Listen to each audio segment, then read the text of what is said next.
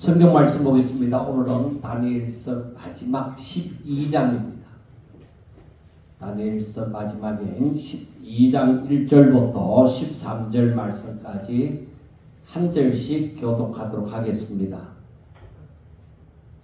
그때에 내 민족을 호위하는 큰 군주 미가엘이 일어날 것이요 또 환란이 있으리니 이는 개국 이래로 그때까지 없던 환란일 것이며 그때 네 백성 중 책에 기록된 모든 자가 구원을 받을 것이라.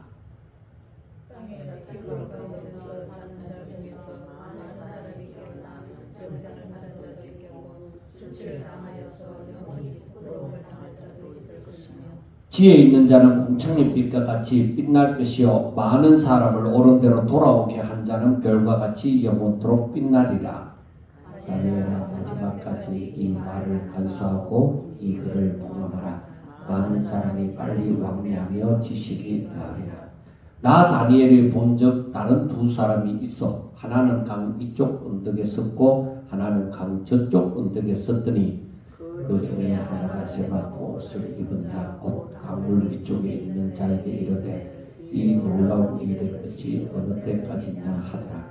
내가 들은즉 그 세마포 옷을 입고 강물 위쪽에 있는 자가 자기의 좌우 손을 들어 하늘을 향하여 영원히 살아계시는 이를 가리켜 맹세하여 이르되 반드시 한때 두때 반때를 지나서 성도의 근세가 다 깨지기까지이니 그렇게 되면 이 모든 일이 다 끝나리라 하더라.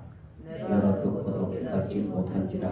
내가 이르되 내 주여 이 모든 일의 결국이 어떠하겠나이까 하니 그가 이르되 다니엘아 갈지어다 이 말은 마지막 때까지 간수하고 봉함할 것임이라.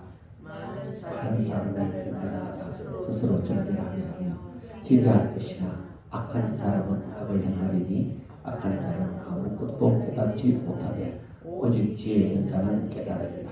매일 드리는 제사를 폐하며 멸망하게 할 가증한 것을 세울 때부터 1290일을 지낼 것이요 기다려서 1335일까지 이르는 그 사람은 복이 있으리라.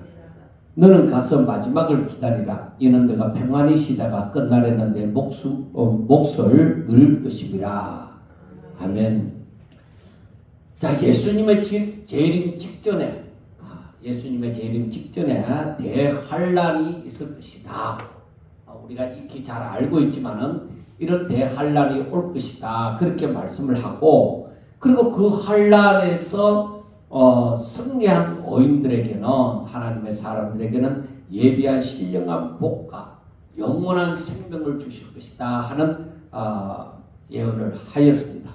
그런데 우리가 지난 시간에 안티오코스 에피파네스에 대해서 그 마지막에 11장 30절부터 35절 말씀을 보면은 제가 그 박해하는 그 시간이 실질적으로 역사적으로 있었던 것은 안티오코스 에피파네스가 신구약 중간에 구약이 끝나고 신약이 오기 전은 그 중간에 있었던 일입니다. 그런데 사람들이 바라볼 때에 이 말씀을 보면서 그것은 그때의 역사적인 사건 그것만 아니라 앞으로 있을 대환란을 예표하는 즉 모형이다. 그렇게 얘기를 합니다. 그래서 안티오코스 에피파네스가 적그리스도의 모형이다 하고 얘기를 합니다. 그래서 이제 12장에 있어서는 우리가 알 것이 이제 대환란이라는 것이 올 것이라는 것을 얘기해주고 있습니다. 마지막 때에 일어난 대환란이 있을 것을 얘기하는데 이 대환란이 오기 전에 사람들이 서로 물고 뜯는 그런 사건이 있다는 것을 우리가 11장을 통해서 보았잖아요. 사람들이 서로 물고 뜯는 그런 세상이 있다가 드디어 적그리스도를 예표하는 안티오코스 에피파네스가 결국에는 이 적그리스도라는 이름을 딸 때는 그 자기가 신 중에 최고의 신이라고 얘기함으로 말미암아 이 하나님을 대적하는 자들. 하나님을 대적하니까 어떤 일이 일어나느냐? 성전을 더럽히고 그리고 성도들을 박해하는. 그러니까 하나님께 속한 것을 결국 이 하나님께 속한 거잖아요. 하나님께 속한 것을 없애는, 허물어뜨리는 그 일을 이 적그리스도가 하는 거예요. 그러면 대환란 때에 어떤 일이 일어나겠느냐? 바로 이와 같은 일이 일어날 것이다. 확실하게 일어날 것이다. 예수님이 오시기 전에도 이와 같은 일이 일어났지만은 예수님이 다시 재림하시기 전에도 또 이와 같은 일이 일어나서 완전히 이 대환란은 뭐를 얘기하느냐? 심판이 오리라는 것을 얘기를 해주고 있습니다. 그래서 지금 우리가 어렵다 하는 것은 이건 진실로 어려운 게 아니에요. 이제 앞으로 다가올 이 대환란 때의 마지막 후 3년 반에 해당하는 그 시기에 다가오는 그거에는 비교가 안 되는 거야. 그러니까 사람이 아무리 하나님을 믿고 하더라도 이 마지막 때는 우리가 계시록을 통하여 살펴볼 때에 이때는 순교자들이 정인들이 순교를 당할 것이다. 그리고 여기에서도 오늘 또 말씀을 하신 것처럼 성도의 이 권한이 다 되어버려. 그러니까 그것이 완전 바닥에 이르기까지, 완전히 이제 그의 생명이 다하기까지 그만큼 박해가 아주 심하게 온다는 것을 얘기를 해주고 있습니다. 그래서 오늘 말씀에 보면은 그때에 너의 민족을 호위하는 큰 군주 미가엘이 일어날 것이고 했는데, 우리가 천사들 가운데 특별히 나타나는 가브리엘 천사는 하나님의 계시를 전하는 그 천사가 가브리엘 천사고, 전쟁을 주관하는 천사가 바로 미가엘 천사의 진사라고 얘기합니다. 그런데 이 미가엘이 뭐요? 일어날 것이고 환란이 있으리니, 이 환란이 어떤 환란이에요? 개국 이래로 그때까지 없던 환란이에요. 그러니까 환란이 지금 어떤 환란이냐? 처음 보는 환란. 처음 우리가 한 번도 이런 환란을 겪어보지 못했다. 엄청난 환란이 일어날 것이고, 그때에 이렇게 환란이 일어나는데 그때에 내 백성 중 책에 기록된 모든 자가 구원을 받을 것이다. 이 환란이 일어날 것이고, 그리고 책에 기록된 생명책에 기록된 자들, 생명책에 기록된 자들이 구원을 받을 것이다. 그래서 우리가 심판이 있으리라 할 때에 여기에서 선한 자와 악한 자 어디에 속했느냐예요. 선한 자는 분명히 심판이 임할 때 구원을 받을 것이고, 이 악한 자는 멸망을 받을 것이다 하는 것을 알 수가 있습니다. 그래서 우리가 이 세상에 살면서 말할 수 없는 엄청난 환란이 내게 일어나면은, 우리가 아직 주님 오실 때가 아닌데 성도가 살면서 당하는 환란은, 내가 믿음으로 살아가는데 환란이 닥치면은 우리가 오전에도 말씀드렸다시피 나로 하여금 더 강하게 하시는 것이다. 그렇게 봐야 되는 거예요. 왜 어떻게 해서 그렇게 바라볼 수가 있느냐? 이건 내가 알지 못하는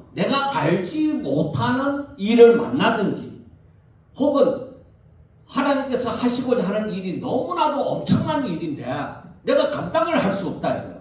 그러니까 하나님께서 그걸 감당하도록 만들어주는 거예요.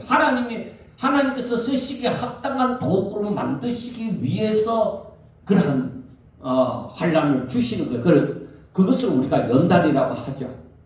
연단이라고 하는데, 연단 가운데서는 하나님께서 성도들의 믿음을 성장시키기 위한 시험도 있다는 것이죠. 아브라함에게 이삭을 바치라고 했을 때처럼 그러한 시험이 있다는 거죠. 그런데 그 시험은 하나님께서 시험을 하시는 게, 하나님은 시험 안 하신다 했잖아요.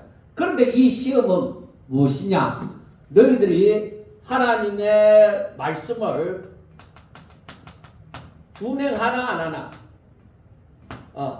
준행하나 하지 않느냐, 이걸 보시고자 하는 거예요. 그러니까 사단이 시험할 때는 우리가 완전히 멸망 가운데 빠져서 거기에서 헤어나지 못하도록 하는 그러한 시험이지만 하나님께서 하시는 시험은 우리가 하나님의 말씀을 준행하나 안 하나 그것을 보고자 하십니다. 그래서 아브라함도 하나님께서 시험하실 때 뭐예요? 너 아들 이삭을 내가 지시하는 땅으로 가서 그 산으로 가서 번제로 드리라고 했습니다. 그런데 아브라함이 나름씩 그것을 순종하는 것이죠. 이삭 데리고 가는 이삭을 번제로 드려야 되는데 이삭에게도 말하지 않았어요. 그리고 이삭은 아버지가 하는 대로 따라하지만은 그 전에 아버지 나무도 있고 불도 있고 다 있는데 아버지 번제할 어린 양은 어디 있습니까? 그 말을 들을 때에 아브라함 마음이 어떻겠어요? 완전히 환장을.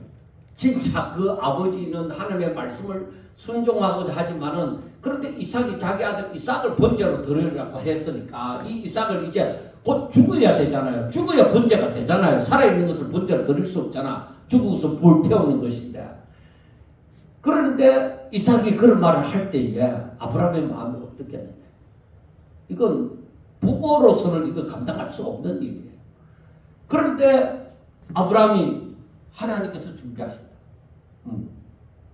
이것 또한 믿음이죠. 하나님의 은혜가.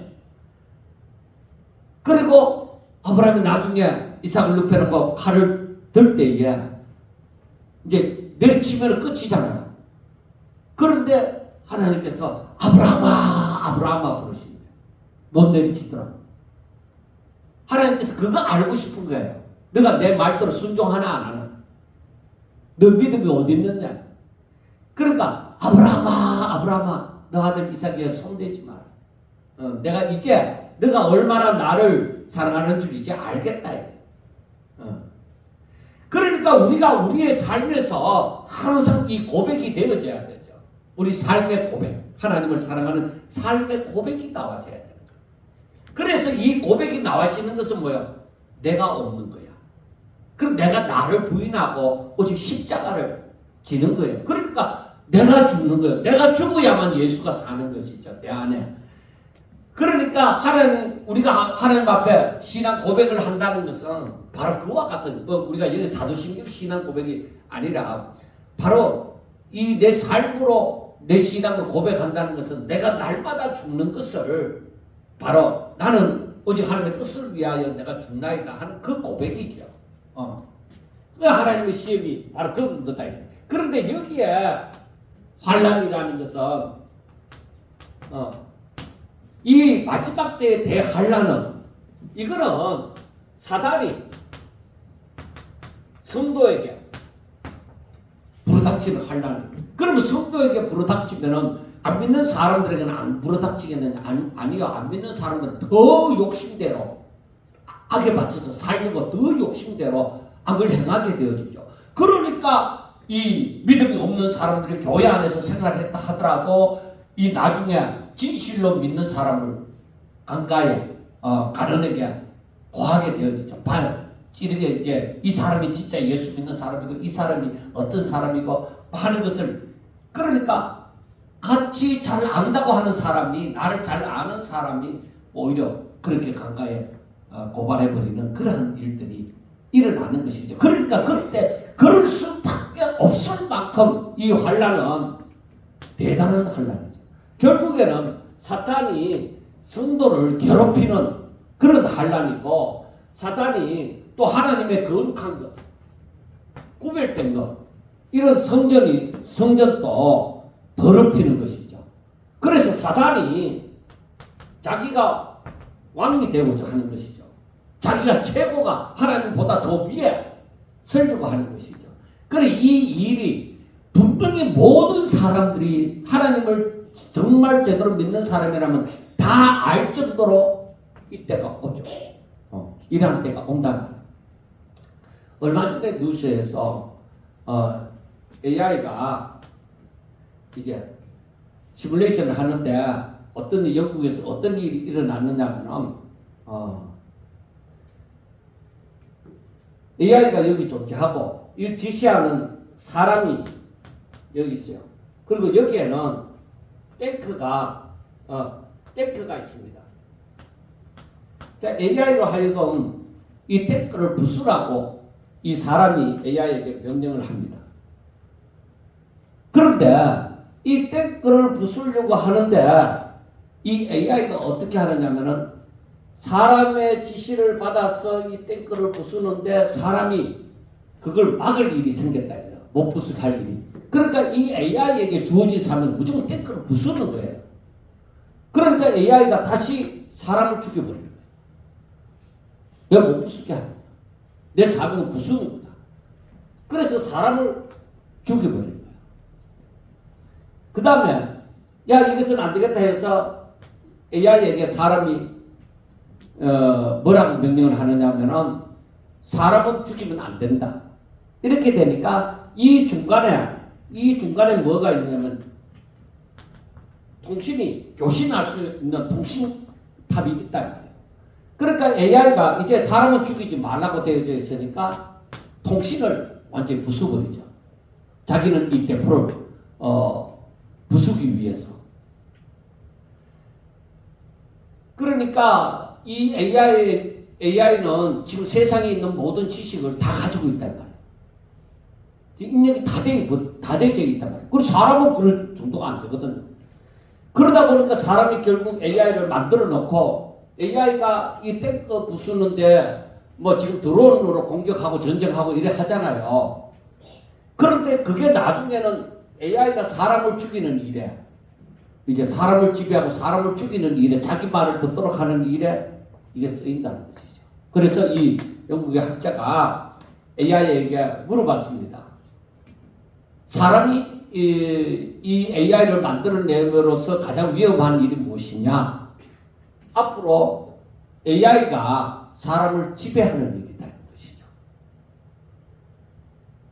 그러니까 지금 이 AI가 습득되는 그 지식이나 그 힘이 지금 1년이 지나기도 전에 엄청나게 지금 발달이 되어져 가요. 엄청나게 발달이 되어져 가는데 그러니까 지금 사람들이 야 AI가 사람을 죽일 수 있다는 것을 심각하게 느끼고는 이 개발을 중단하자.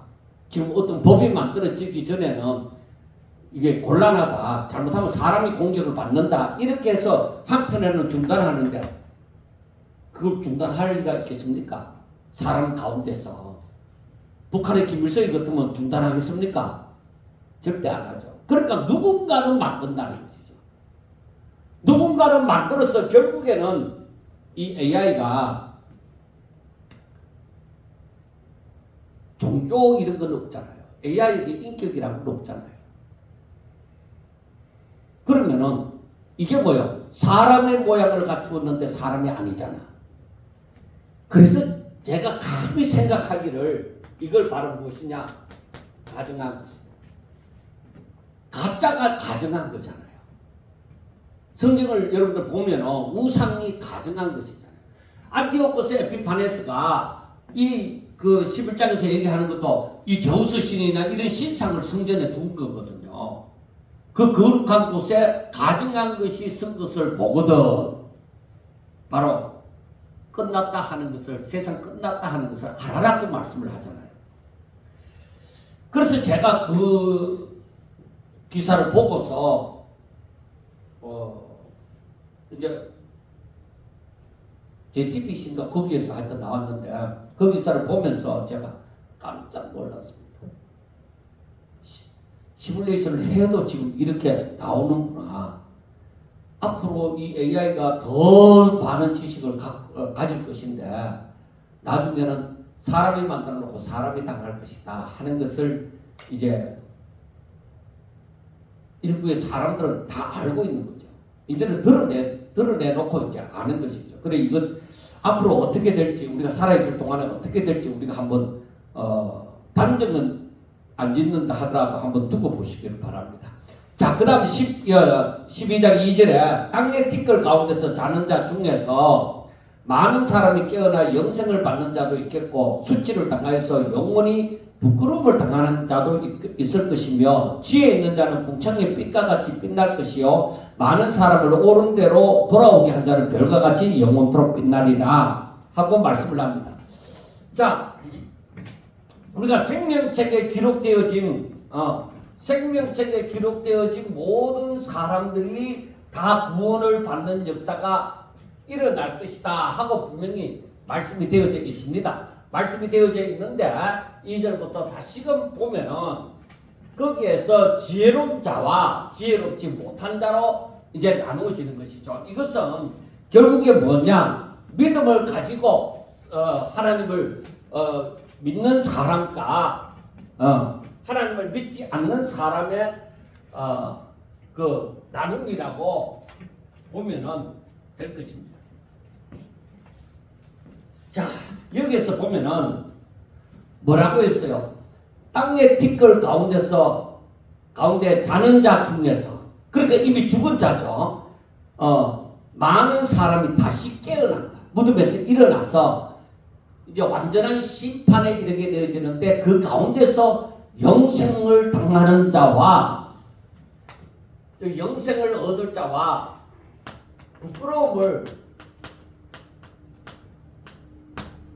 부끄러움을 가지고 수치를 당할 자들이 있을 것이다. 그러니까 구원받을 자와 구원받지 못할 자로 분명히 마지막 때는 이렇게 나누어지는데, 결국 지혜 있는 자는 이 사람들이 지혜 있는 자죠. 그러니까 이 사람들이, 이 지혜 있는 자는 여기서 보면은 궁창의 빛과 같이 빛날 것이요. 궁창의 빛과 같이. 이들은 빛날 것이고, 그리고 많은 사람들을 옳은 대로 돌아오게 한 자.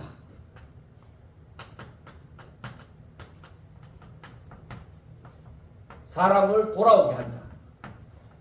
그러니까 복음을 전하여서, 그러니까 로마서에 있는 말씀처럼 전도자의 발이 어찌 그리 아름다운고 하잖아요.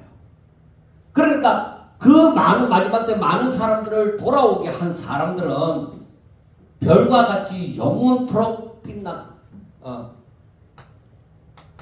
별과 같이 빛난다. 여기는 궁창의 빛과 같이 빛난다. 그건 왜 같은 말인데, 그러니까 지혜 있는 자들, 지혜 있는 사람은 하나님의 말씀을 듣는 사람들이죠. 깨닫고 듣는 사람들. 그리고 많은 사람들을 오게 하는 사람은 뭐예요? 그 말씀을, 복음을 사람들에게 전하는 자이죠. 그래서 우리가 이것을 보면서 느끼는 것이, 우리가 마지막 때에 정말 귀한 일이 무엇인가? 하나님의 뜻이 이루어지는 것이다. 그러면은 사도행전 2장에 있는 말씀처럼 땅끝까지 복음이 전거되어질 때에 우리 하나님께서 오신다. 그러면은 하나님의 뜻이 무엇인가? 우리가 그렇게 볼 때 하나님의 뜻이 무엇이겠느냐? 이 타락한 세상을 향하신 하나님의 뜻이 무엇이냐? 바로 많은 사람을 돌아오게 하는 것이다. 그래서 땅끝까지 복음이 증거되는 것이다. 땅끝까지 많은 사람들이 다 하나님을 알게 되어지고, 그리고 그 가운데서 많은 사람이 하나님께로 돌아오게 되는 것이다. 그래서 우리가 마지막 때에 정말 귀한 일이 무엇이냐? 이것저것 다 귀합니다. 사람들이 다 달란트를 받았으므로, 그러니까 각기 받은 달란트대로 여러 가지 일을 할 것입니다. 그런데 결국 그게 어떻게 쓰임을 받아야 되느냐? 많은 사람들을 복음을 전해서 그 많은 사람들이 하나님께로 돌아오게 하는 사람. 그 사람이 지혜로운 사람이고, 그 사람이 결국 나중에 샛별같이 빛나게 될 것이다 하는 것입니다. 그래, 마지막에 우리가 어느 반열에 들었어야 되겠느냐? 당연히 부끄러움을 당한 이 반열이 아니라 영생을 얻는 자, 하나님의 말씀을 깨닫고 순종하는 그런 지혜 있는 사람이 되어져야 될 것이다. 그래서 우리 목표는 무엇이냐?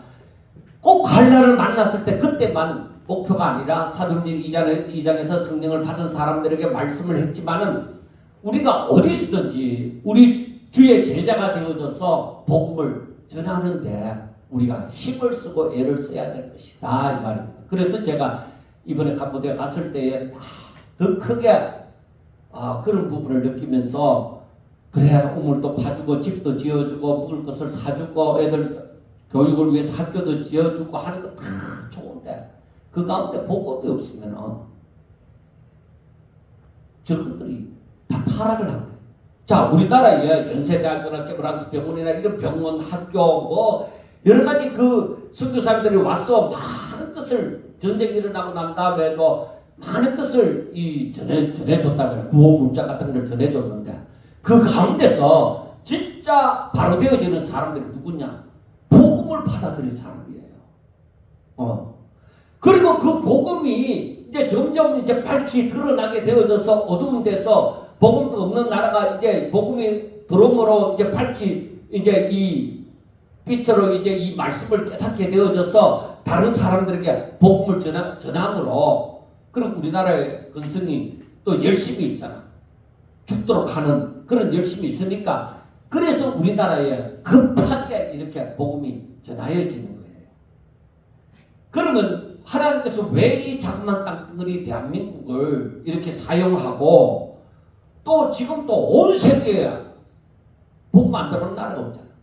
지금 인도에 무슨 네루인가 뭐 하여튼 그 대학교에 유명한 대학인데 한글 학과가 3,000대 1이래요.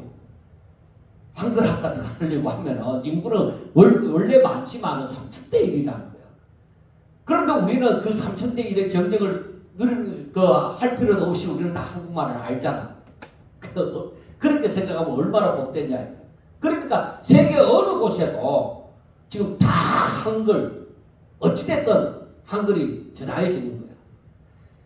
그런데 제가 우리 교회가 지원하는 쌀음이나 이런 분낙 같은 경우에는 제가 계속적으로 그 선교비를 주어서 한글을 배우도록 한단 말이에요. 그러니까 얘들이 지금 일상 용어는 잘한다 이 말이에요. 다 알아듣고. 그런데 신학적인 용어, 이건 일상에서 이 성경의 종교적인 용어 같은 거는 평상시에 사용을 안 하잖아요. 그러니까 그런 말들을 이 의미를, 단어의 의미를 제대로 모르는 거예요. 그러다 보니까 아무리 통역하고 설교하고 뭐 이래 해도 참 이 복음을 깨닫는 것이 너무너무 힘든다. 그러면은 분명히 전하는 자가 정말 성령의 도우심을 입어서 열심히 정말 한 영혼을 귀하게 뽑고 열심히 전하지 않고는 한 영혼이 돌아오는 게 힘든다. 초콜릿 주면 좋아하지. 그러나 그렇다고 초콜릿 준다고 그게 복음이 들어가 있나? 마음을 내한테로 열어라 하는 거지. 그러니까 해주면서도 초콜릿을 주면서도 복음을 전할 수 있도록 하는 것이 최종 목표가 되어져서 거기에 대한 열심을 갖지 않으면 우리 선교사들이 한국 선교사들이 거기에 평신도 선교사 화폐가 한 2,000명이 넘는다는데 저는 무겁다. 희망이 그렇게 해갖고 희망이 없다. 이 정말 말씀을 가르치는 사역이 너무너무 중요하다. 그래서 제대로 실험을 하고 그 걔들이 하나님의 뜻을 제대로 깨달아서 이 복음을 자기 나라 백성들에게 선교사만 많이 보낼 게 아니라 거기에 있는 사람이 이렇게 해야 되는데 이 일을 해야 되겠구나 하는 것을 깨닫게 되어집니다. 자, 그런데 한번 보세요. 4절에 다니엘아 마지막 때까지 이 말을 간수하고 이 글을 봉함하라. 많은 사람이 빨리 왕래하며 지식이 더하리라 하고 얘기합니다. 그러니까 분명히 마지막에 가면은 많은 사람이 왕래를 한다. 그리고 지식이 더하여진다. 많은 사람이 오늘날 것 같이 이렇게 많이 왕래하는 적이 없었잖아요. 지금 비행기만 타면 세계 어느 곳이든 가잖아. 그래 많은 사람들이 왕래하게 되어지고 그리고 인터넷을 통해서 안 들어간 곳이 없잖아요. 인터넷이. 그러니까 지식이 날마다 더하여질 것이다. 그러니까 이거를 우리가 잘 활용을 해야 되는 거예요. 그리고 이제 하는 말이 나 다니엘이 본 적 다른 두 사람이 있어. 하나는 4절 처음에 다니엘아 마지막까지 이 말을 간수하고 이 글을 봉감하라. 이 말은 이 말을 지키고 분명히 이루어질 것을 바라보라 하는 것입니다. 분명히 이대로 이루어질 것이라는 것입니다. 그런데 이 다니엘에게 주어졌던 말씀이 그때는 많은 사람이 왕래하고 지식이 더하리라는 것을 그때는 실감치 못해도 지금은 우리가 확실하게 느끼고 있잖아요. 말씀이 그대로 성취되어졌다. 이게 마지막에 일어나는 일이라는 것이죠. 그러니까 지금 이 마지막 때 일어나는 일이 지금 우리가 볼 때 일어나고 있잖아요. 그러니까 앞으로 더욱더 이러한 일들이 일어날 것이다. 그 다음에 5절을 보면 나 다니엘이 본 적 다른 두 사람이 있어. 하나는 강 이쪽 언덕에 섰고 하나는 강 저쪽에 섰는데 그 중에 하나가 세마포 옷을 입은 자, 그 강물 위쪽에 있는 자에게 이르되 이 놀라운 일의 끝이 어디까지냐? 놀라운 일의 끝. 이 끝이 어느 때까지냐? 그래서 실제로 보면은 내가 들은 적 세마포 옷을 입고 강물 위쪽에 있는 자가 자기의 좌우 손을 들어서 하늘을 가리켜서 영원히 살아계시는 그분은 하나님이죠. 그를 가리켜 맹세하여 이르되 반드시 한때 두때 반때를 지난다. 3년 반을 지난다는 것이죠. 그러니까 정확하게 이게 어떤 연수 3년 반만 얘기할 것이냐 아니면은 더 길게 얘기할 것이냐 하는 건 이건 상징적인 것이기 때문에 정확한 숫자를 얘기는 할 수 없습니다. 그런데 한때, 두때, 반때를 지나서 그 세때 반이죠. 이때를 지나서 성도의 근세가 다 깨지기까지이니 그렇게 되면 이 모든 일의 끝이다. 그러니까 이때에 성도의 근세가 다 깨어지기까지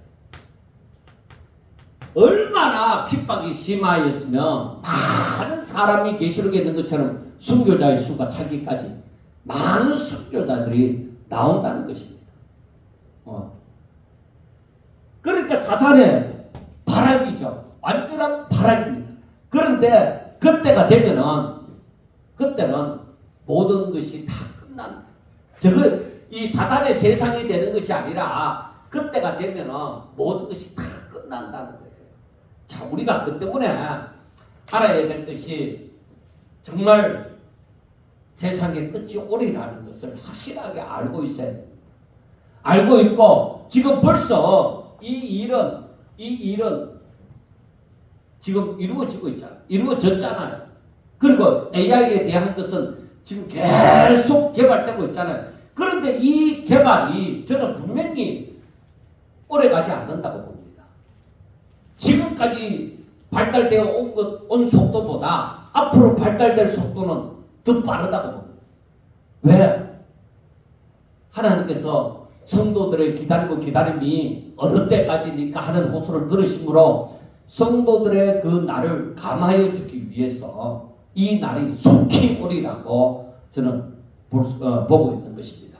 자, 그런데 다니엘이 8절에 보면은 내가 듣고도 깨닫지 못한지라 내가 이르되 내 주여 이 모든 일의 결국이 어떠하겠나이까. 그래 다니엘이 아무리 영특하고 어떠하다 하더라도 이 끝을 하나님께서 확실하게 알려주지 않은 이상은 잘 모르는 입장이에요. 다니엘도 이 사실에 대해서 잘 모르는 입장이에요. 그 종말의 때에 대해서. 그래서 이 다니엘이 이러한 질문을 하는 거예요. 이 모든 일의 결국이 어떠하겠나이까 하고 얘기합니다. 그때 이제 9절을 보면은 그 강저편에 있던 그 천사가 하는 말이 다니엘아 갈지어다. 이 말은 마지막 때까지 간수하고 봉함할 것이다. 분명히 이러한 일이 일어나는데 이때까지 너는 이 말을 마음속에 간직하고 딱 기다리라는 거예요.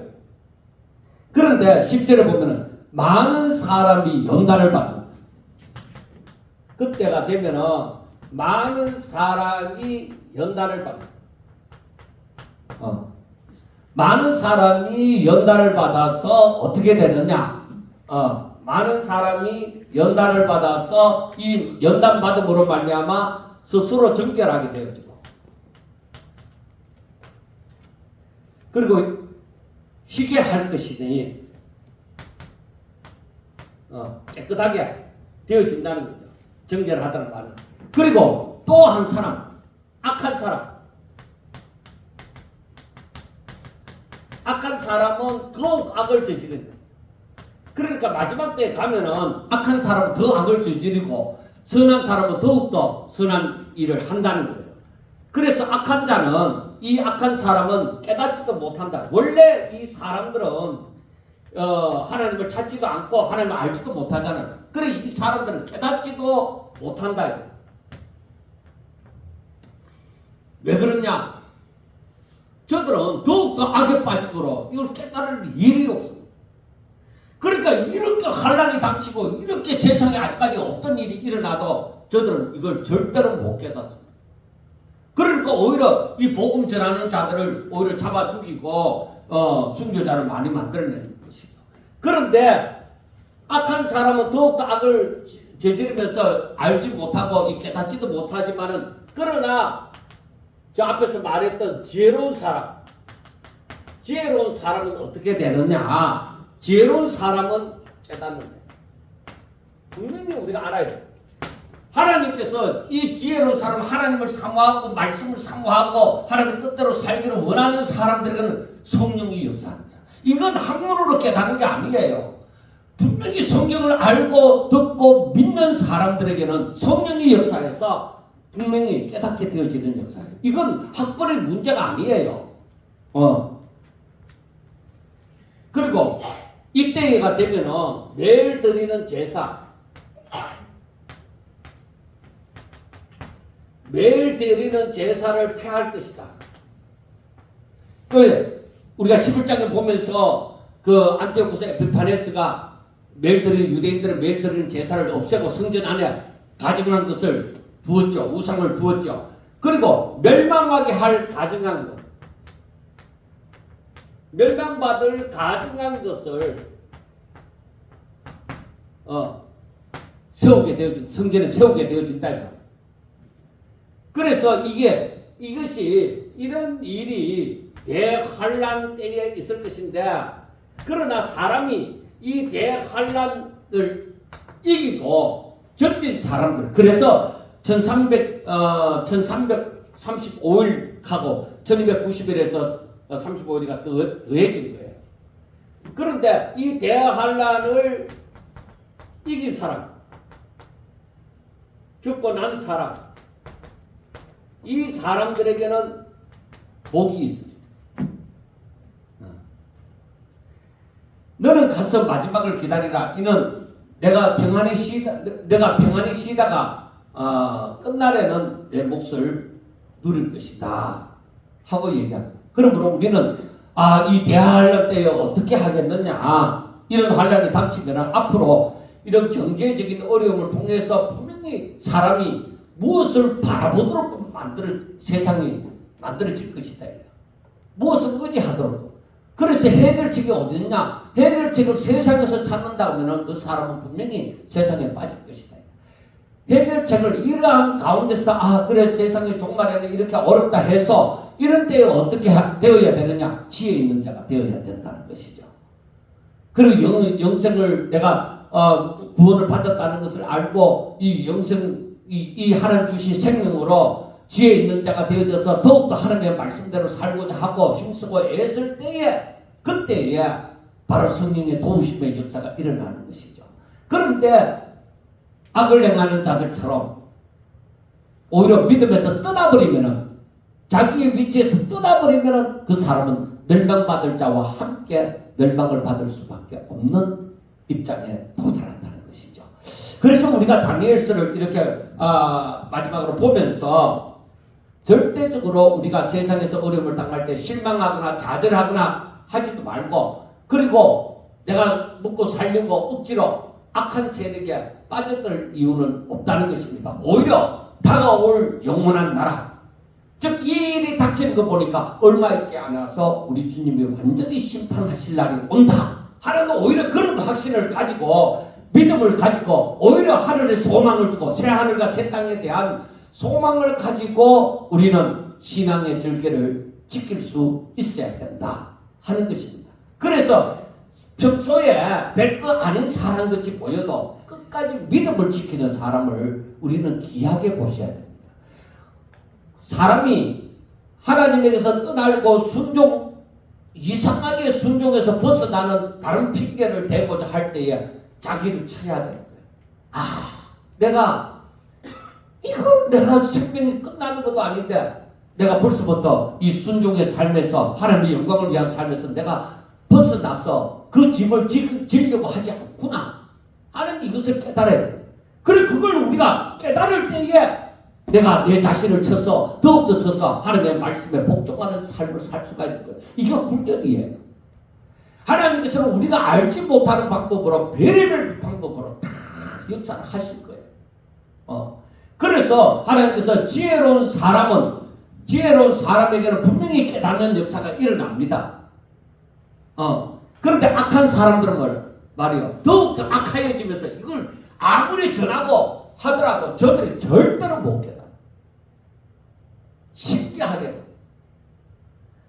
그래서 우리는 이 마지막 시대에 정말 어떤 환난을 만나든지 정말 대역 환난이 아니라도 우리가 살면서 환난을 지금부터 계속적으로 기근과 지진과 전쟁의 소식과 여러 가지 이 사단의 미혹을 받게 되어지고 시험 가운데 빠지게 되어질 텐데 정말 이 환난의 때를 우리가 신앙으로 믿음으로 잘 극복하고 하나님의 말씀을 더욱더 읽고 묵상함으로써 우리를 견고하고 강하고 담대한 신앙을 가지므로 내가 예수 안에 있기 때문에 예수님이 세상을 이겼고 이 사단을 이겼기 때문에 나는 예수 안에서 나도 이길 거야.